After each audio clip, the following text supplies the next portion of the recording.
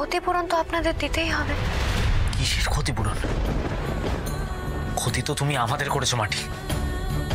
তোমার কি এইটুকু লজ্জা নেই?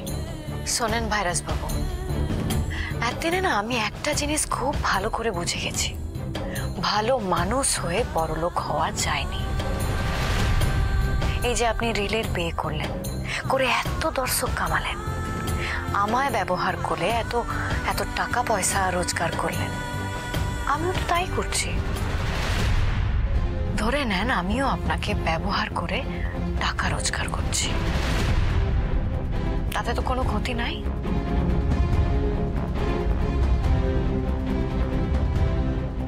আমরা দুজন কিন্তু একই জায়গায় আছি, আমাদের মধ্যে কোনো তফাৎ নাই ভাইরাস বাবু। ধরে নেন দুজনেই দুজনকে ব্যবহারই করছি, তাহলে আমি একা কি করে খারাপ হলাম? আমি যদি খারাপ হই তাহলে আপনিও খারাপ, আর আপনি যদি ভালো হন তাহলে আমিও ভালো।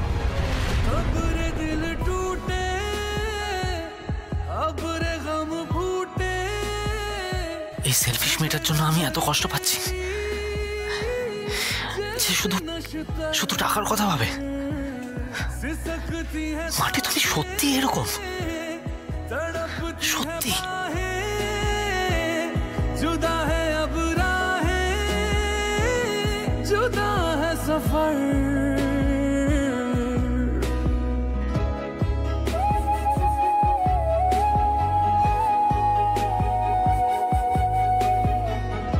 আমায় ক্ষমা করে দেবেন ভাইরাস বাবু, ক্ষমা করে দেবেন আমায়।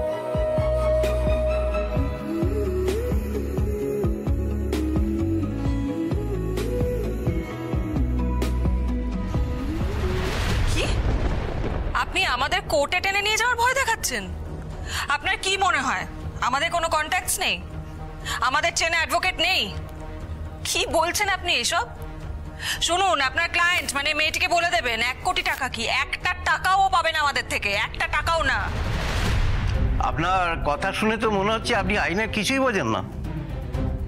প্লিজ আইন নিয়ে আমাকে জ্ঞান দিতে আসবেন না।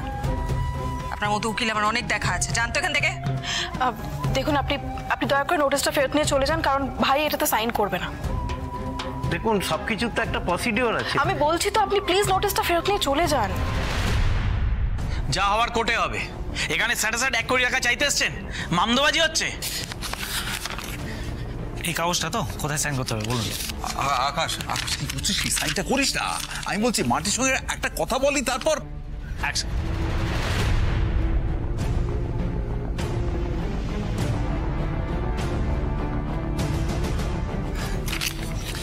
আপনার ক্লায়েন্টকে বলবেন কোর্টে দেখা হবে। Thank you. ওকে, আমি আসছি, দেখা হবে। কি করলি আকাশ, কি করলি এটা? মাটির সঙ্গে তুই না কথা বলিস, আমরা কথা বলতাম। একদম নয়, আমি স্ট্রিক্টলি সবাইকে বলে দিচ্ছি,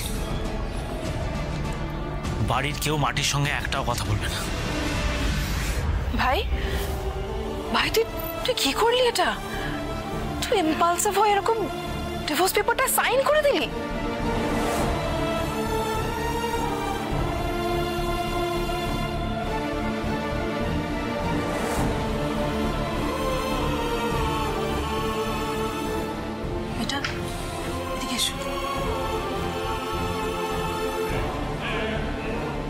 ভালোই হয়েছে, সব মিটে গেল।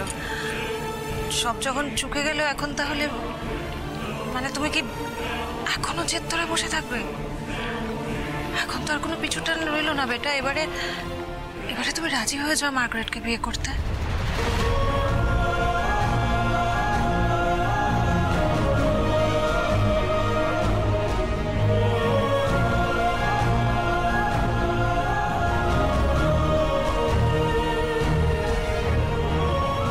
আমি রাজি নই।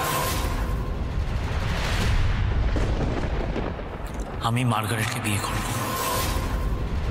झूठ भला क्यों बोलोगे तुम, सब सच कहते हो। मेरी नहीं है दुनिया जिसमें तुम सब रहते हो। বাহ, সব তো দেখছি একদম আমার মনের মতো ভাবেই এগোচ্ছে। Very nice. এইবার বিয়েটা শুরু হয়ে যাক, তারপরেই খেলবো আমার আসল খেলা।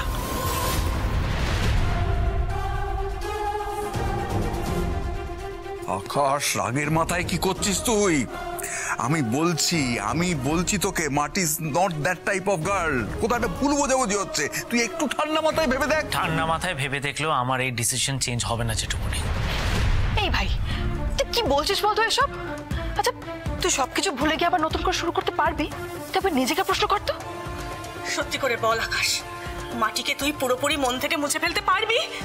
হ্যাঁ, পারবো। আচ্ছা তোমরা কি বলো তো, হ্যাঁ? আকাশকে কোথায় তোমরা এনকারেজ করবে? এতদিন একটা ঠিকঠাক ডিসিশন নিচ্ছে, সেটা না করে ওকে উল্টো বোঝাচ্ছ, ওকে উইক করে দেওয়ার চেষ্টা করছো। তাছাড়া আমি তো কতবার বলেছি, আমার বেটার লাইফে তোমরা যত কম ইন্টারফেয়ার করবে তত আমি খুশি থাকবো। ক্লিয়ার? মার্গারেট, এদিকে এসো। বেটা এসো এসো। I'm so happy for both of you. I wish you both all the very best in life.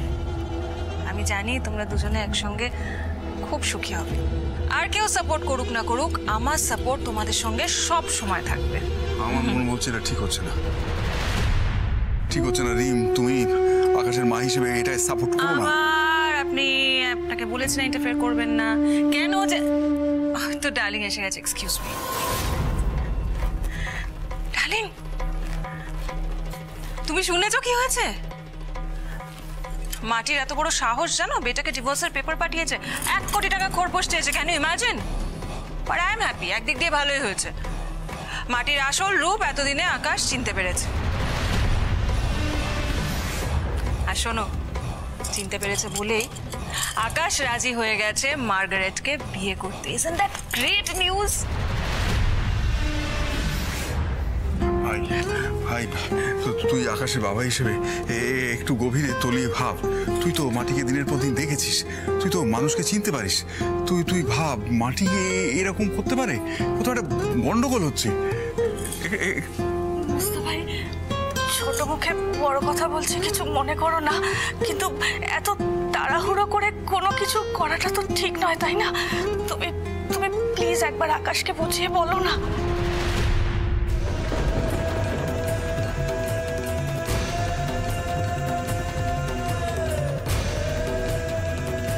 যার বিয়ে সে যদি রাজি থাকে তাহলে এখানে আমার বা তোমাদের কারুর কিছু বলার থাকে না। এমনিতেও যার জীবনে আমার কোনো মূল্য নেই, সে নিশ্চয়ই চাইবে না তার জীবনের কোনো অংশে আমি থাকি।